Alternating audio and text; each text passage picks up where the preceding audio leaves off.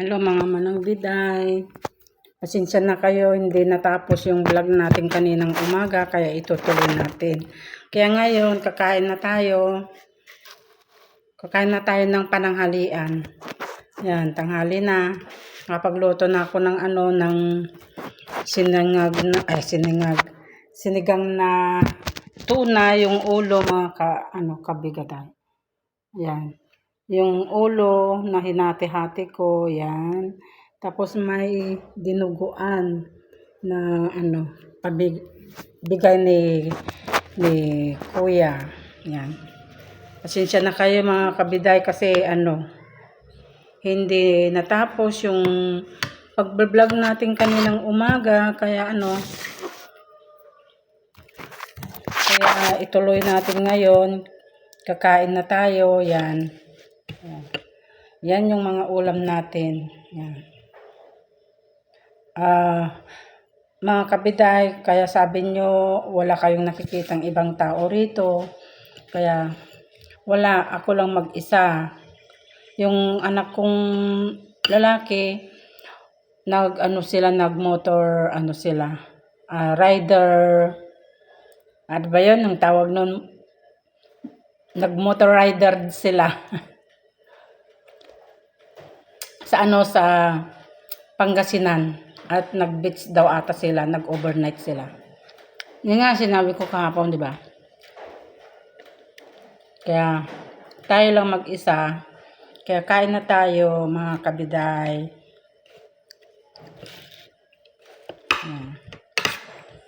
Kaya kung sakaling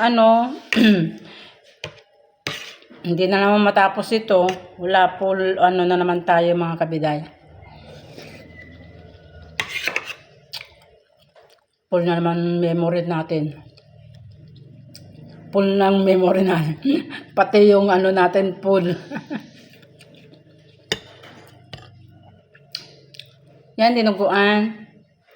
Tignan ko nga.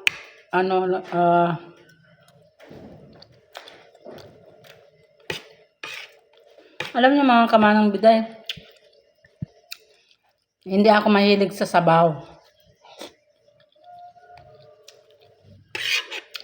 Kaya wala tayong maulam na Mahilig lang kasi yung anak ko. Ayan, na naman siya. Nag-block na naman yung video natin. Nag-signal na naman. Nag-warning na naman yung natin, video mga kabiday. Kaya parang kaya bilisan natin kumain. Para maka-video tayo ng may download kung sakali.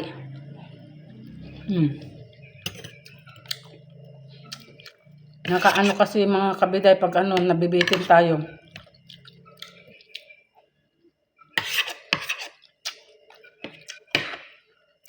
Tulad ng kanina mga kamanang biday, yung hindi natuloy yung video natin, yung pag-abroad ko, tatanong nyo kung ilang taon na ako doon. 19 years mga kabiday. 19 years tayo nag-OFW sa Hong Kong. Ayan. Hawakan na lang natin para may tayo sa pagkain. 19 years tayo doon, bawat 4 years mga kabiday, yun ang palit-palit ng amo. Pero meron akong isang amo na 6 years.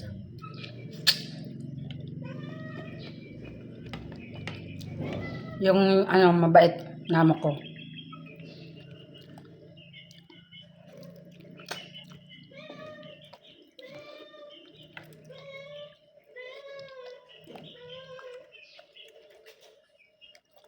Pasensya na mga kabiday kung mabilis tayong kumain.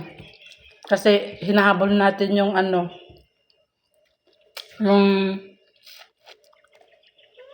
warning na naman yung cellphone ko. Laging bitin.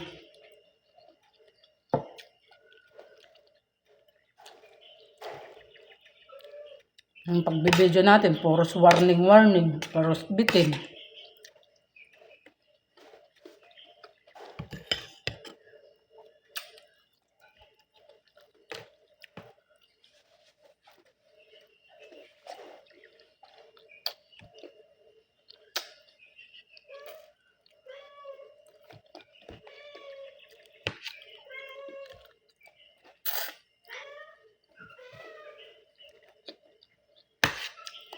Yung mga alaga ko nasa baba.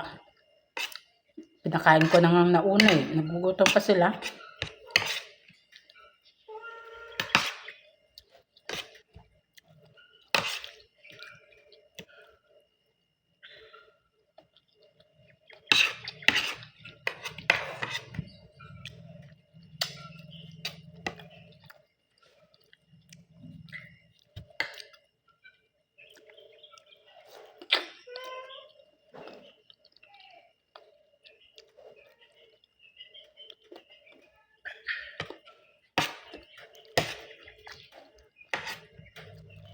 Ang dapat pag nagbablog tayo mga kabiday, dalawang cellphone ba?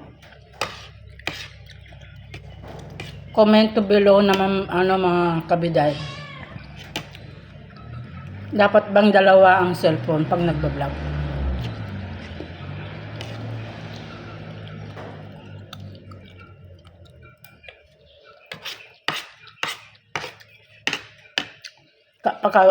Kapag dalawa, wala tayong isang cellphone. Hihintayin pa natin kumita bago tayo magdalawa. Diba?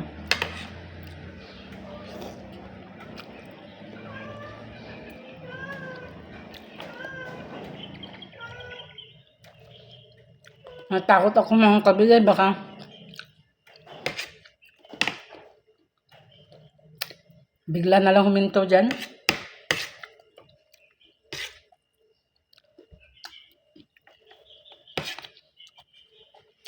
Nakahiya naman tayong kumain. Uy, para namang naagawan tayo ng ulam sa bilis natin. Pasensya na kayo mga kabiday ha. Mabilis tayong kumain. Yan. Hindi na tayo serving spoon.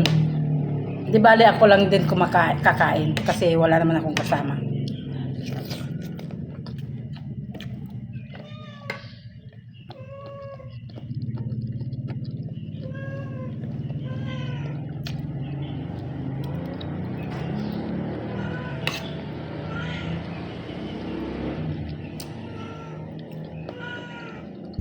Yan nga sinasabi natin mga kabiday ko, bigla na lang nag-stop. Kaya nag-voicemail na naman tayo.